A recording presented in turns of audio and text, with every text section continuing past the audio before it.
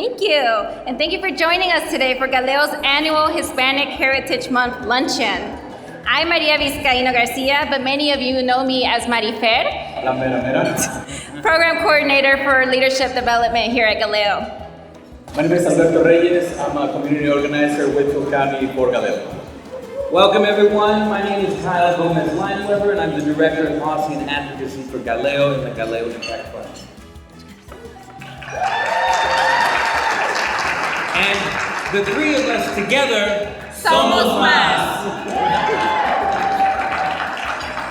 I think I speak for the three of us when we say we're so excited to host you today for our annual Hispanic Heritage Month Luncheon. Many of you may recognize us from our super famous, well-renowned podcast known as Together Somos Más. It is a monthly live web series with amazing guests from across the state and country, and we provide information that Georgia Latinos need while having a good time. So if you haven't seen us already, our next show is on November 12th, and I hope to see you there. 2024 has been a great year for Galeo. We have registered over 1,300 people at different events. We have knocked on over 10,000 doors, and we have spoken to 8,000 voters and explained to them the importance of voting. Now, for your part, we have a QR code on the table that is a pledge to vote. So, if you don't mind taking your phones and scan the QR code, the pledge is to vote. While you are doing that, I want to take a moment to remind you the importance to create a plan to vote. Pick a date that is convenient for you. Check out your polling place and location, hours that it's going to be open, and plan for a transportation to and from the polling place. Thank you all for making a pledge to vote. This year, our Galeo Institute of Leadership is going to graduate the largest class ever. After November, we will have over 900 alumni. That's amazing. And you know, 900 is almost 1,000, which $1,000 is how far away we are from meeting our donation goal for today's luncheon. So please consider scanning the QR code to make a contribution. But Alberto, both of us have graduated from GIL, and we know that when we participate in the program, we are joining an elite group of leaders. Many of our alumni are elected officials, CEOs of companies, nonprofit executives, and so much more. Applications are open now, so if you're interested in joining GIL or if you know someone who could benefit from the program, let me know and I'll share that application page with you. But speaking of GIL, I'd like to highlight one of our outstanding GIL participants, Dr. Angeli Foggy. She is a Latina professional from Puerto Rico and is a current member of this year's graduating class. She is a distinguished survey statistician, a seasoned professor with over 10 years of professional expertise. She also serves as an academic and professional mentor, empowering students to realize their aspirations through digital resources, mentoring programs, and impactful workshops. She has been an asset to the GIL cohort by bringing her wisdom and experience to each class. Please help me welcome Dr. Angeli Foggy.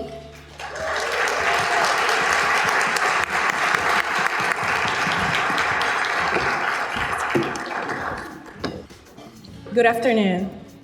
Good afternoon, esteemed guests, political leaders, and fellow community members.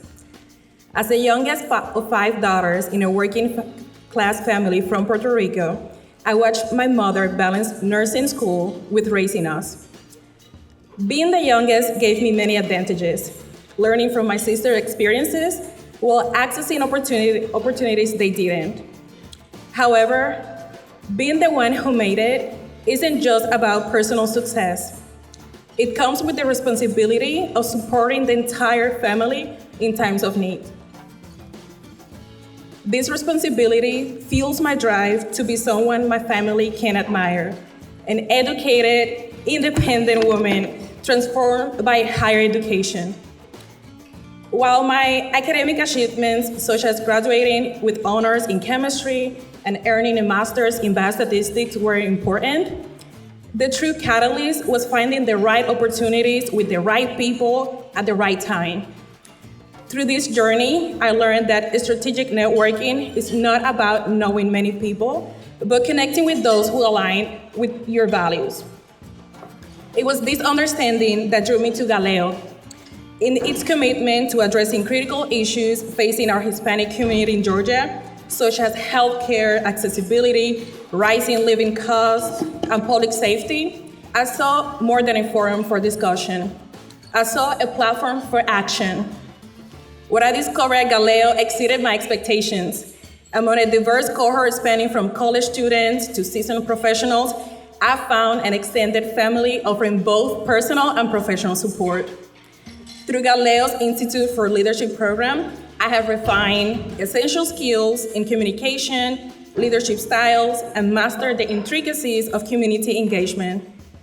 Together, we can build a more inclusive and empowered Hispanic community in Atlanta, Georgia, where success isn't measured by who make it, but by how many we can lift up along the way.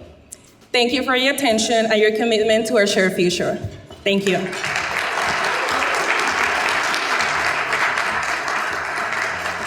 Well attended. Thank you, officials, candidates. Yes, so thank you to all those officials, elected and appointed, as well as those candidates for joining us today. From our nation's capital to Georgia's Gold Dome to our local city halls and commission meetings, we are proud to be able to count on you all as allies in the work we do for Georgia's Latino community. I always say that Latino values are working family values. And that is why I hope each of you, everyone in this room, will join Galeo as a member and continue to engage with us as we work together to create a better Georgia, not just for the Latino community, but for everyone in our state. Now, I'm going to stop talking here in a little bit, so congrats. But we have a wonderful keynote speaker. Vanessa Cardenas is the executive director of America's Voice, which is an organization that's goal is to create meaningful policy changes that will put 11 million undocumented Americans on a path to full citizenship. We're so glad to have you here with us, Vanessa. Please give a warm round of applause and welcome Vanessa Cardenas.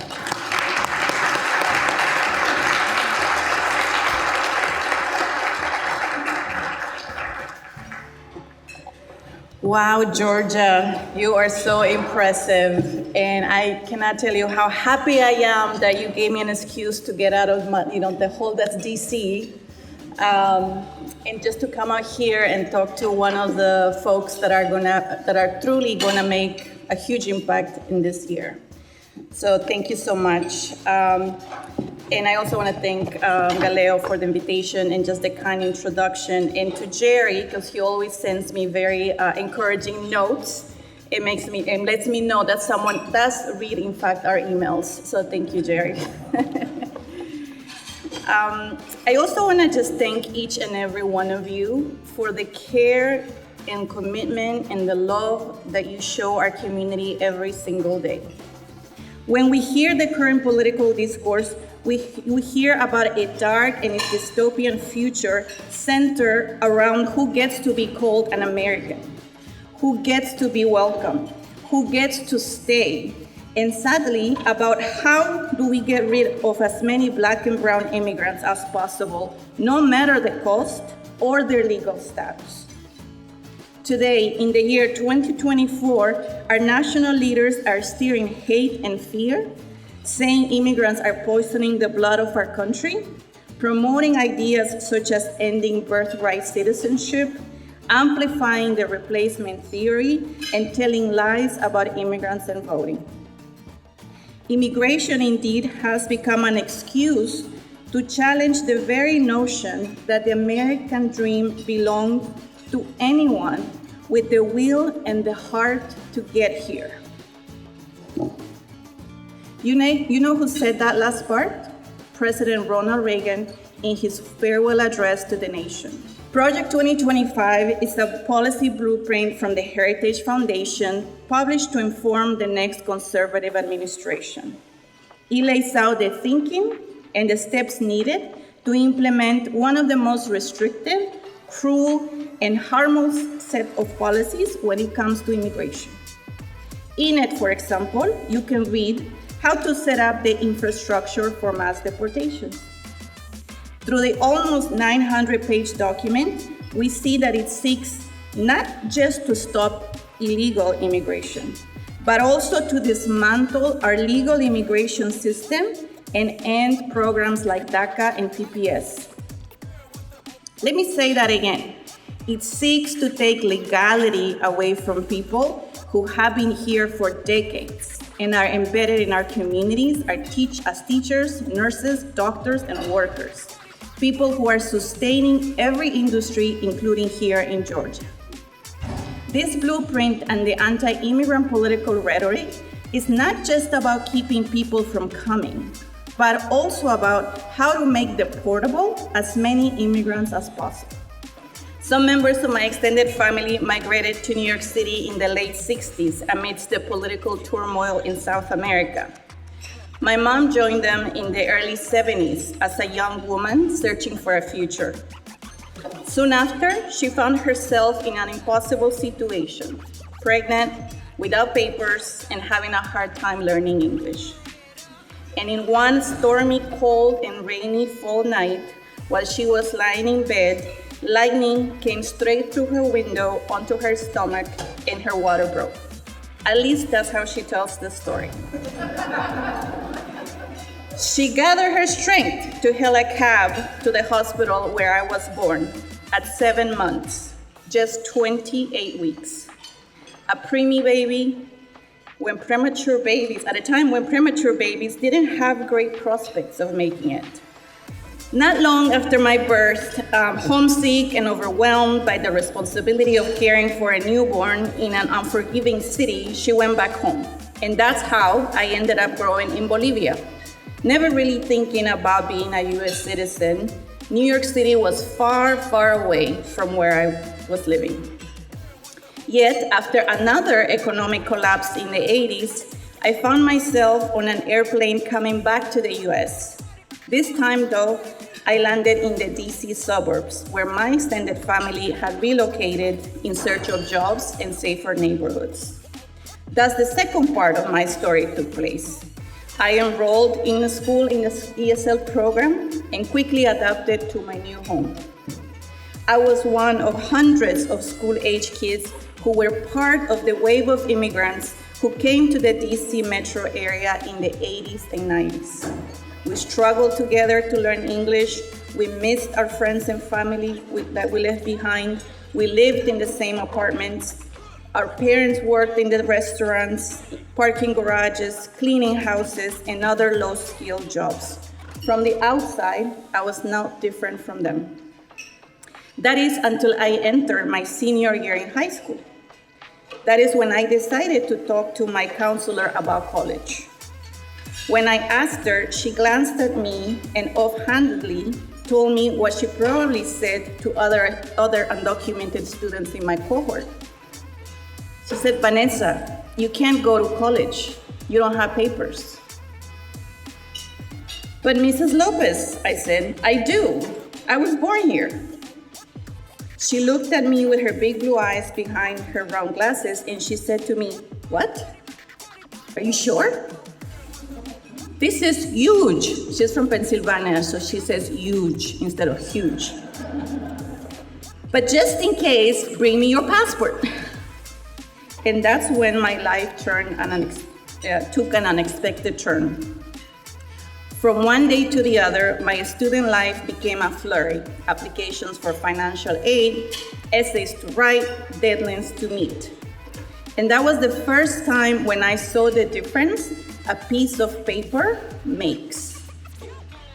I was no different from my peers, those who started with me in the ESOL program. Yet I had papeles. And look at what those papeles have done for me. I come from Cochabamba, Bolivia. My great-grandmother was born in a small village in the mountains of our valley. My grandparents are both indigenous. Yet here I am, a college graduate, having worked on a presidential campaign in the top progressive organizations in the country. I have been on TV, quoted in the New York Times, done interviews in NPR, and even given a speech at the United Nations. And now at Galeo.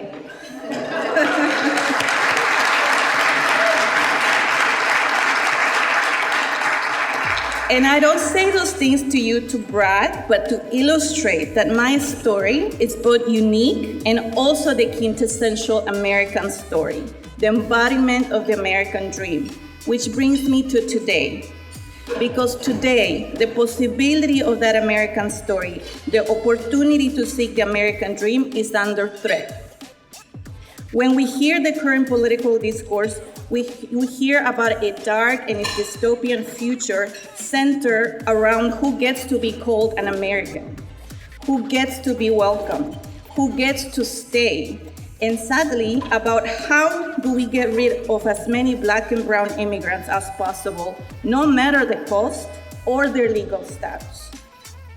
Today, in the year 2024, our national leaders are stirring hate and fear, saying immigrants are poisoning the blood of our country, promoting ideas such as ending birthright citizenship, amplifying the replacement theory, and telling lies about immigrants and voting. And today, right now, in places affected by Hurricane Helene, the American people are being told that they are not getting the help needed because of immigrants. So now that I have depressed you enough, here's where my speech turns to opportunity.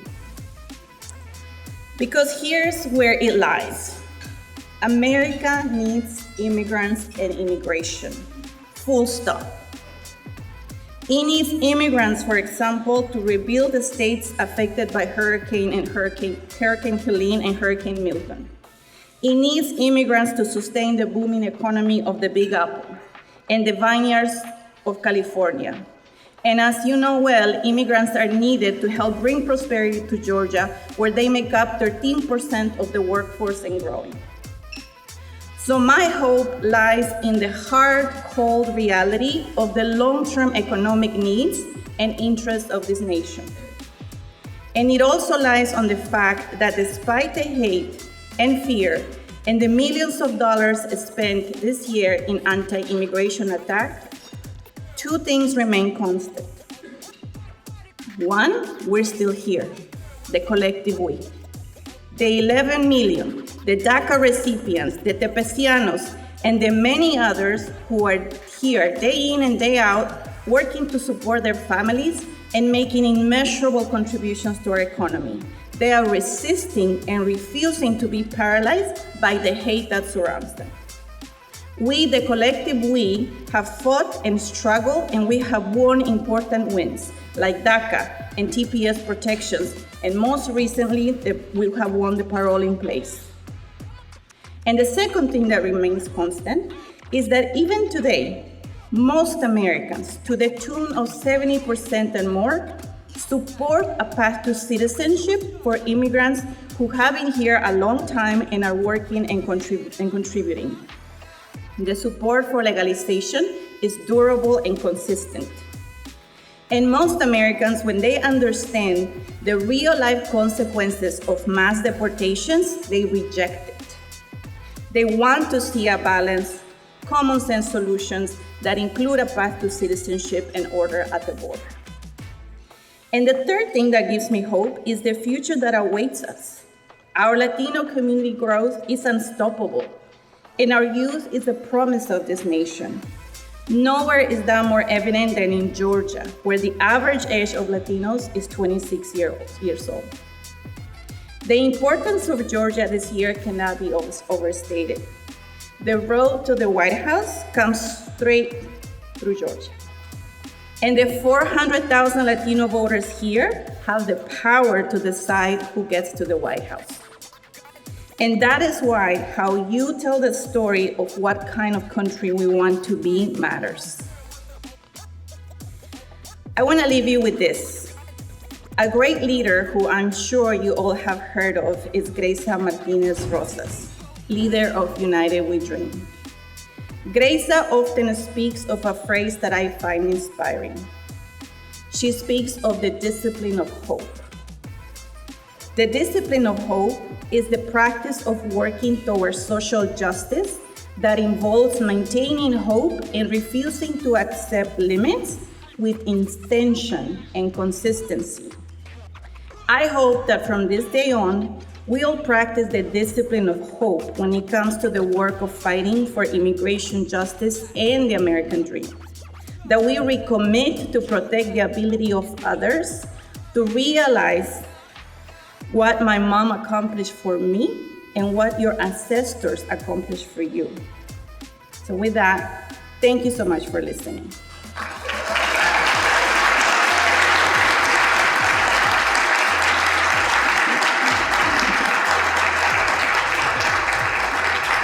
At Galeo, we call ourselves familia. Our staff, supporters, and members who are dedicated to the Latino community. We're lucky to be led by our CEO, Jerry Gonzalez. He has created and nurtured this familia. Even when a member leaves, they're still part of this familia, and we support them. Thank you, Jerry, for your leadership and guidance. As a Galeo and Galeo Impact Fund founder, Jerry has been making a difference in the Latino community for over 20 years. He has been honored by groups such as the Atlanta Pride, Georgia Trend Magazine, Georgia House of Representatives, and the Georgia Hispanic Chamber of Commerce. Please welcome Jerry Gonzalez, CEO of Galeo and Galeo Impact Fund.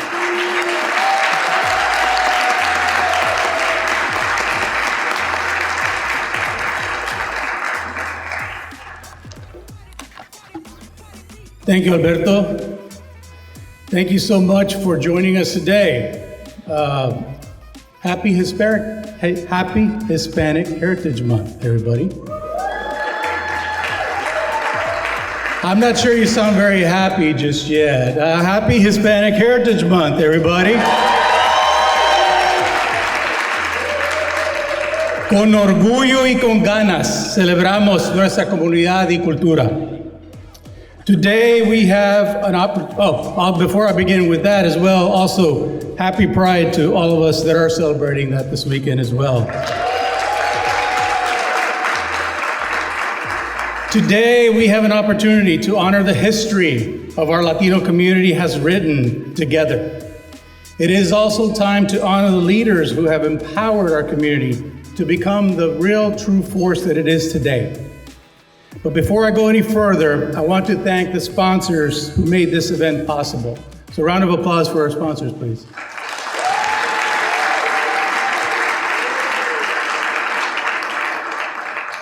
I also want to thank and recognize our board members who are in attendance.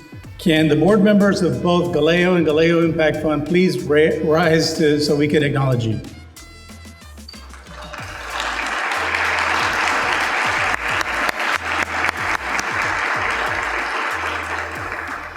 Thank you for your continued trust and support for my leadership in this organization.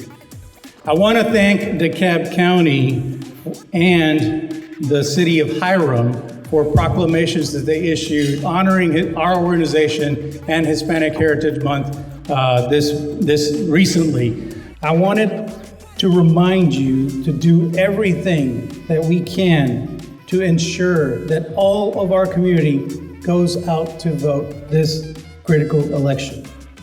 I want to ask all of you to volunteer with us or with campaigns. There's lots of candidates here, lots of elected officials here. They need your help to make sure that we can reach our communities and get the turnout that we need to see to be a reflective democracy. Let's do all that we can to ensure that our Latino voice is not just heard, but respected in 2024. You know why? Because Latinos in Georgia hold the keys to the White House, and we will determine our next president. Gracias.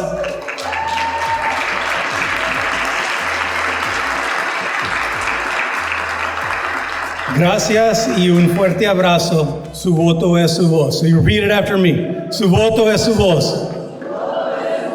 I'm not convinced you understand what we're saying here. Su voto es su voz. One more time. Su voto es su voz. Muchas gracias. Thanks so much.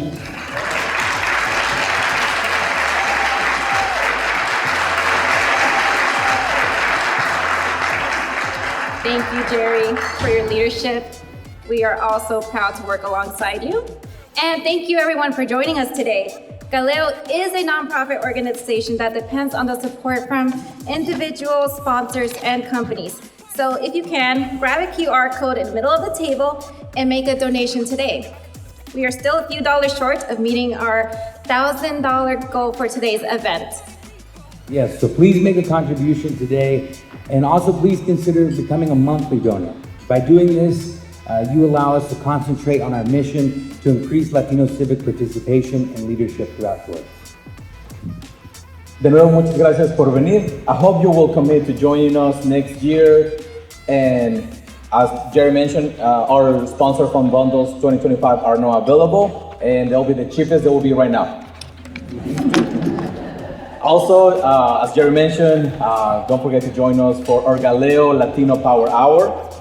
And we're gonna do the goodbye all together. So, my name is Alberto. I'm Marifer.